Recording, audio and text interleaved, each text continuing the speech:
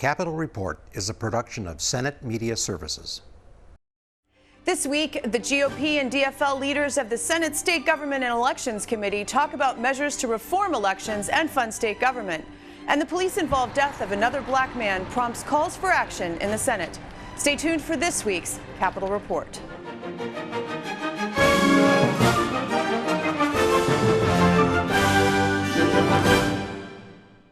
Welcome to this week's program. I'm Shannon Loehrke. The legislature has begun passing their biennial budget plans, and the Senate's State Government and Elections bill will soon be on the floor for a vote. I spoke with Senator Mary Kiffmeyer, chair of the State Government Committee, about some of the proposals in the bill. Ensuring election integrity has been a concern of yours since you were Secretary of State. And once again, you're championing the implementation of provisional ballots, which are used when one voter vouches for another when their identification isn't readily available. What percentage of voters would cast a provisional ballot in your estimation? I would expect that, like nationally, Minnesota would follow the national pattern. So if you notice in the last election, this was not an issue nationally. It didn't rise to that level. And I think Minnesota will do it well, as we usually do. I think that's really important. The important thing to remember, though, with provisional ballots is that it treats all voters equally. So we don't realize sometimes when you pre-register, you go through a verification process. It's a voter registration application. And so you go through that. And once that is complete and you're verified that you're eligible, then your application is accepted and you're entered into the voter registration system. However, on election day, verification happens after the ballot is cast, which means that a voter may be determined to be ineligible, but now their ballot is cast and you can't pull it out later on. So it's equal treatment of voters, no matter whether you pre-register or you register. An election day registration will still be there as always, and they will still be able to cast their provisional ballot, but the verification will be done first. And no voter in that situation will have to come back to the polling place like you or to a county office, just like now when you pre-register, you don't. That verification happens behind the scenes. And then we've also built in a notice so that whatever the situation, that you'll be able to know what has happened in that regard. But like nationally, 47 states plus the District of Columbia, and we can do it well. We can do it well here in Minnesota, and same-day registration still there, just as before. Now, as you just said, nearly all states do use provisional ballots. Are you confident then that Minnesota's history of high voter turnout would be maintained if we do adopt provisional balloting? Well, it's interesting because they just did a study recently on voter ID, and in Minnesota, that result was 69% favor of voter ID. And also provisional ballots also have shown that whether it's voter ID or provisional ballots, the voter turnout is the same or even better statistically. And so I think actually when you have confidence in your election and the election integrity, it tends to increase voter turnout. And I expect that we will either preserve or stay the same or go a little bit higher with provisional ballots. And if we could do that with voter ID, all the better. Let's move to your oversight of state agency budgets. The Senate Republicans are calling for 5% reduction in state agency budgets. What message do you have for those agency commissioners as they look to maybe find some areas to trim? And has how those state agencies have operated during the pandemic provided greater confidence to you that there are cost savings to be found? It's interesting, and the governor actually reduced the agency budgets by 5%.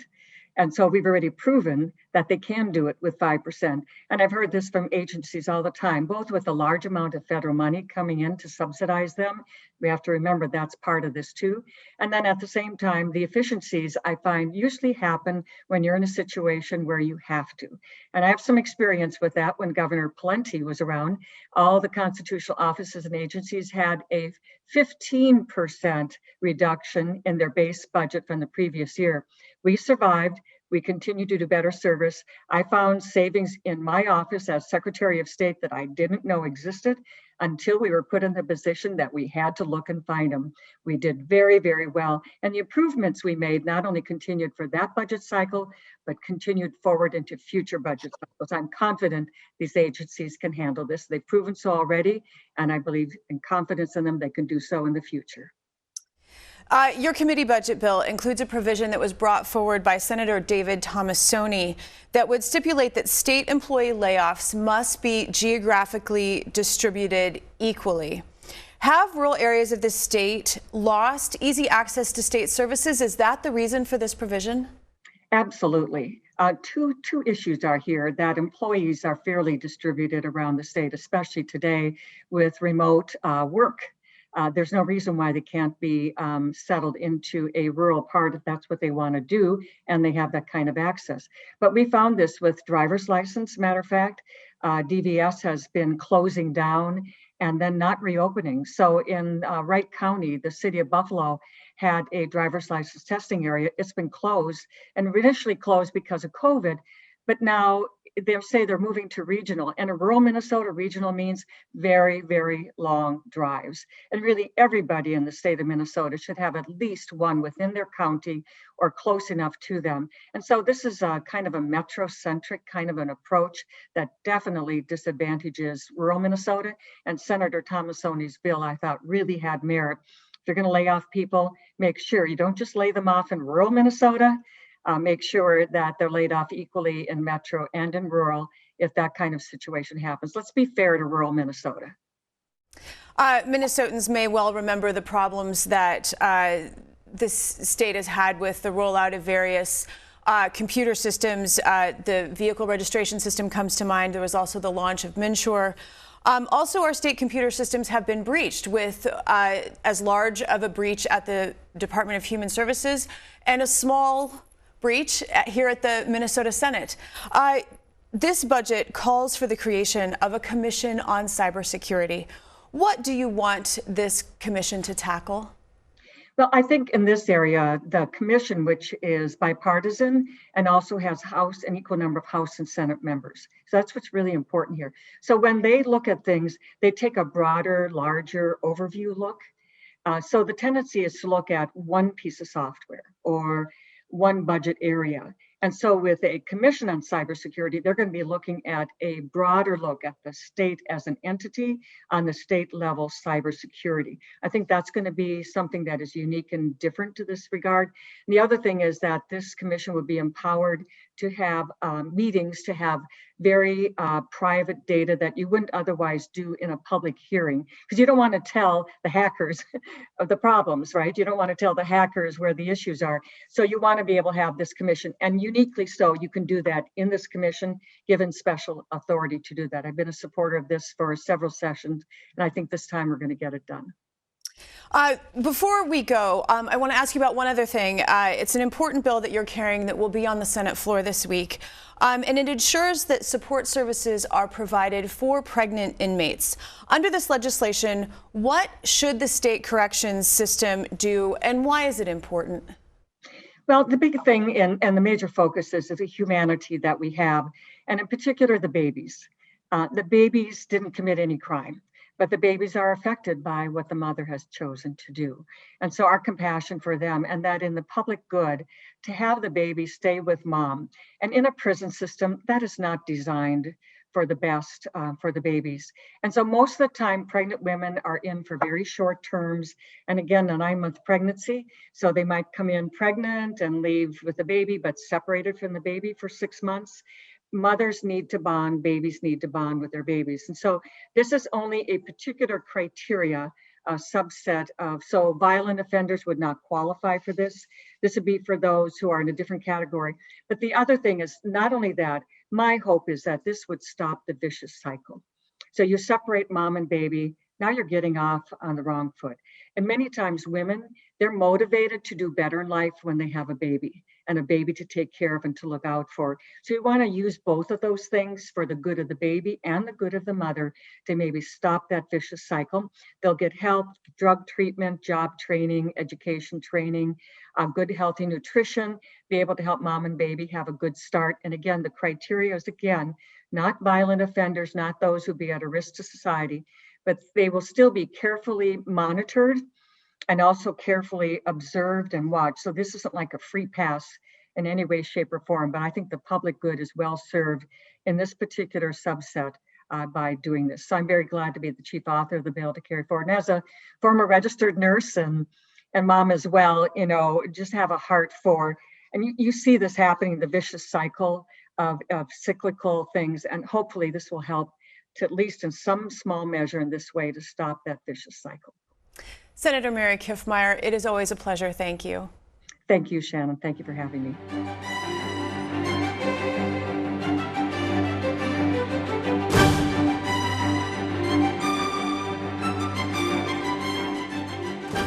Senator Jim Carlson is the minority lead on the Senate State Government and Elections Committee. He joined me this week to talk about some of the DFL caucus proposals to protect and advance democracy. Some call it folklore, others say it's fact, but there's been a tradition over the last 20 years or so that any changes to election law be done in a bipartisan manner. Minnesota still retains divided government, but were it not so, would that tradition change? Has election policy become political? Well, for the last question first, yes, it has become so political and partisan and polar partisan. I'd be more than happy if we could put some legislation together that could be bipartisan. And I was here when Tim Pawlenty made that demand that it had to be bipartisan or he wouldn't sign it. And we did have some things that we could push through at the time. We've even had some during Governor Dayton's time, but it got more and more polar. And today we have so much rhetoric that is surrounding elections that has pushed it even more polar. And so it is just not going to work anymore, because the bills that one party has put out are so polar partisan, and the bills that the other party has put out are polar. So at this point, I can't say that I can see it going back until maybe we have, and I believe me, when we have a non-divided government where we could have the minority party be part of our election reforms, that would be great.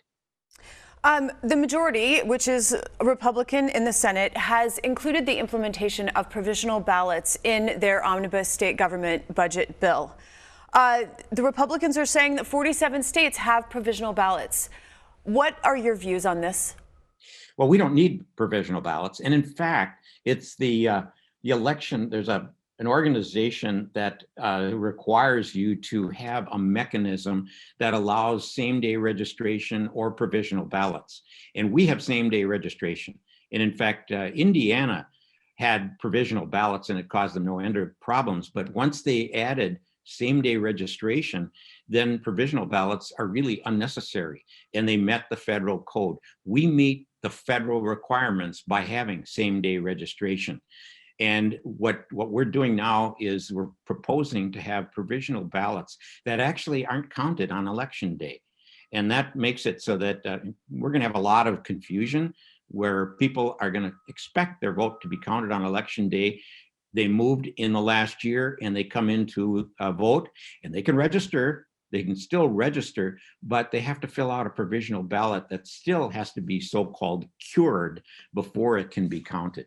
So it's a major change. And what nationally the federal elections people and NCSL, that's the National Council of State Legislators, they have done a study between 2006 and 2016. They found that only 30% were not counted. So about 60-some% of the voters said, what's this? I don't know how to do it. I'm not going to bother. I only voted for my president and for no one else. And so I'm just going to let it go. And so what happens is that the participation just drops like a rock. And I don't know what it would be for the first year we would have provisional ballots, but what these expert organizations predict is that it's somewhere between 3 and 7% drop in participation just because of provisional ballots. And Minnesota is known for its voter turnout. Exactly. We are number one again. One of the changes that your caucus is promoting is automatic voter registration whenever a person interacts with state services, like a driver's license application or an application for MNsure. Why is this a good idea? Well, one thing is that, we always have this issue of getting people registered, and, we don't mandate it. You know, it's not like selective service. Well, when you turn 18, you have to register. It's purely voluntary, and we say it's voluntary to not register. And we have tried to do something called, and this has been the 13 years I've been in the Senate, try to get what we call an opt-out onto your driver's license. We have an opt-in. If you fill out your driver's license because you're renewing it or changing your residence, there's a little box that you check, and that means that you're asking to be registered at the same time. And that saves a lot of issues and also gets you into the voter registration system with an accurate address, accurate name, accurate birth date, all of that sort of thing. And it just makes it a lot easier for people to participate. And we also would like to have automatic voter registration for 16-year-olds, because when they get their driver's license, that's a big deal. It's a very big deal the first time that you actually apply for your driver's license. And we want voting to be a big deal. We want people to actually look forward to being able to vote. And when you're 16, I'm sorry, let me back up. When you're 17, you can pre-register as long as you turn 18 before the next general election. So why not move that to 16? Pre-register, and then the system keeps you off of the voter rolls until you turn 18, and then you automatically go on to the voter rolls. And that will get young people more interested. There's nothing better for our future than to have young people participate in their government as soon as they can. So that's why I'm strongly for that. Under current law, a felon's voting rights are not restored until after their entire sentence is completed, which can include probation, parole, or supervised release. States run the gamut on this issue, with states like Maine and Vermont never taking away voting rights. Others like Iowa and Kentucky never restore voting rights. Why should Minnesota make the change that would allow a felon's voting rights to be reinstated upon completion of incarceration? Well, the first thing I have to say about that is that taking away voter rights was actually something that came from the Jim Crow laws, where people, especially African American, would be convicted of crimes and then have their voting rights taken away. And some of those states don't take them back. And in also another issue that we have is that when we talk about voter irregularities or voter, not fraud, but ineligible voters, many times we're talking about those people. And you mentioned that it's after incarceration, after probation, and after parole, and we call that being on paper. And many of the voters that get caught at that didn't know that they couldn't vote. And they, to be guilty of a felony, you have to knowingly vote. So there's a problem there with county attorneys having to prove that this person knowingly voted when they should have known that they were not eligible. And that is clogging up a lot of our county attorney work. In my county, Dakota County, it was more than half of the people that were recommended for investigation were actually eligible to vote because they just didn't know that they couldn't. I'm sorry, they weren't eligible, but they didn't know that they couldn't vote. Or there were some cases where they were actually eligible, but that had not gotten taken off of the challenged voter list. So there's too many errors for that. And also, I think that people should be voting. And it has shown that there's quite a dramatic decrease in what we call recidivism, where somebody will say, I am now part of the society, I can vote, and so I'm not going to lose my rights to vote again. So I'm not going to do another felony, or at least I'm not going to get caught doing one. We just have a few moments left, but I'd like you, if you could be quick, what came out of this COVID-19, this last election? What changes were made to accommodate the pandemic that you would like to see remain permanent? Big thing probably is early voting without excuse and mail-in voting. We authorized a lot of mail-in voting. Today, there are about 1,000 precincts across Minnesota that can do mail-in voting. If you take Senate District 1, there are 178 precincts in that district. Of those 178, only 40 cannot vote by mail-in. The others all can. So there's 1,000 precincts across Minnesota that can vote by mail. None in the Twin City area. The 7-county Twin City area is prohibited from having mail-in voting. And I think, I have a daughter that lives in California where they have it. I have a son that lives in the state of Washington that have it. And they just can't figure out why we don't have mail-in voting. Senator Jim Carlson, we have to end there, but thank you so much. Yes, thank you, Shannon. This is just incredible that we can have this conversation and get the information out to people. Joys of technology. Yes.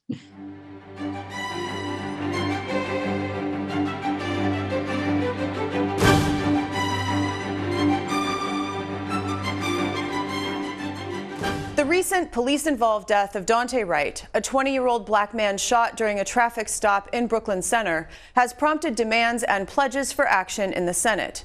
On Tuesday, Senate Majority Leader Paul Gazelka announced that the Senate will hold public safety hearings in the coming weeks. It feels like it's a powder keg out there, and we have to figure out how to get through it. And let me say that I had a conversation with the governor and the speaker this morning, and in fact, the speaker and the governor were very hot at each other, just trying to figure out, how do we get through this? But the fact is, we have to come together. And I just want to talk about the fact that we have been listening to people, we want to listen to people, and we will continue to listen to people. And what I mean by that is, if you go back to last year after the death of George Floyd, I said that we have the opportunity for transformational change leading from Minnesota, and we immediately, the House and Senate, went to work to deal with a police accountability bill. And I believe there was something like 12 different pieces of legislation that we put into one bill and passed. It was Senate File 37. You can go back and look it up just to see the depth of the things that we passed. But I want to remind people, because they want us to do something, and I first want to talk about what we have done and then go forward to what we still might or could do. So in that bill last year, as a result of listening and working together with the House and the governor, we banned chokeholds. That was major legislation that we passed. We eliminated warrior training. We added language that was the duty to intercede, which meant a police officer seeing another police officer doing something wrong, they needed to intercede. We reformed arbitration, which was what we do when there's a situation where a police officer is accused of something. How do we work through it to make sure we get to a good agreement and settlement at the end? We focused on mental health and autism and cultural diversity, and required those things in training. And we provided mental health resources for police that encountered something traumatic as a result of being a police officer, and how to walk through it so that they didn't take that out on the people that they're actually trying to protect. We added citizens to the police board. There was 2 on there, we added 2 more, and on and on. And so what I want to say is, we passed a significant a bill that some people said was not far enough, but other people said it was too far. I want Senator Newman to take a look at where we're at today, and also I want Senator Limmer to look at where we're at today with judiciary and bringing people in and listening to some of the concerns they have about issues that are they yet taken care of or not. I'm not promising that we're going to do more reform. I'm promising to listen to see if something is warranted. And on Wednesday, members of the People of Color and Indigenous Caucus demanded further reforms in policing. The members of the Posse Caucus believe that the actions taken by the Minnesota legislature on July 2020 in the wake of the murder of George Floyd were simply inadequate in protecting the lives of Black Minnesotans. The legislation that we passed in July and subsequently was signed by the governor into law would have not prevented the killing of George Floyd, nor did it prevent the killing of Daunte Wright on April 11, 2021. The legislative measures adopted last year lacked the strength and the depth necessary to fundamentally alter, change, transform public safety, and bring about meaningful police accountability. We are here standing with civil rights and activists and community leaders to demand that the Senate hear and pass House File 1078. We believe that Black Lives Matter and that we must pass substantive legislation to protect Black lives. We would like to see community-centered legislation and reform so that funding is going into the communities to address the needs of those community members, such as Safe Streets Minnesota, programming for our youth and our families, as well as resources for mental health to address these historic traumas that our African American and Black communities go through all of the time.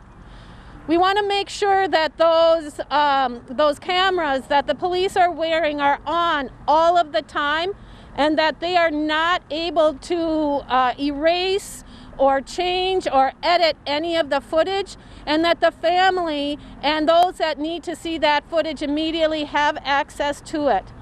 And we want to make sure that our police officers have their community in mind, and they are looking at all of their community members, which is why we are demanding that no persons with any connections to white supremacy groups are allowed to be in our policing agencies. One of the bills that we have put forward is ending qualified immunity so that police that are guilty of misconduct will not be left off the hook, and that taxpayers will not have to foot the bill. That's number one. This is something that has been supported by not only Minnesotans, but 2/3 of Americans support this measure. Number two, we need to see civilian oversight and input. We need to remove restrictions in the Peace Officers Discipline Procedures Act, and in order to allow local units of government to put in place civilian oversight that has actual teeth, and the ability to make a finding of fact and to also discipline officers. Today I'm tired of seeing Black bodies laying on the ground, Black people dying here in this state. So I'm asking this whole body to take a bold move and end all budget negotiations until they say Black Lives Matter here in this state. We have bills that haven't even been heard in the Senate, bills that would change the trajectory of our communities, bills like House File 784, which asks for $457 million in allocations and things that make sense so they don't have the need for public safety so much. If you were invested in our education system, if you were invested in the mental health services, qualified teachers to teach our jobs and economic development, look into these things.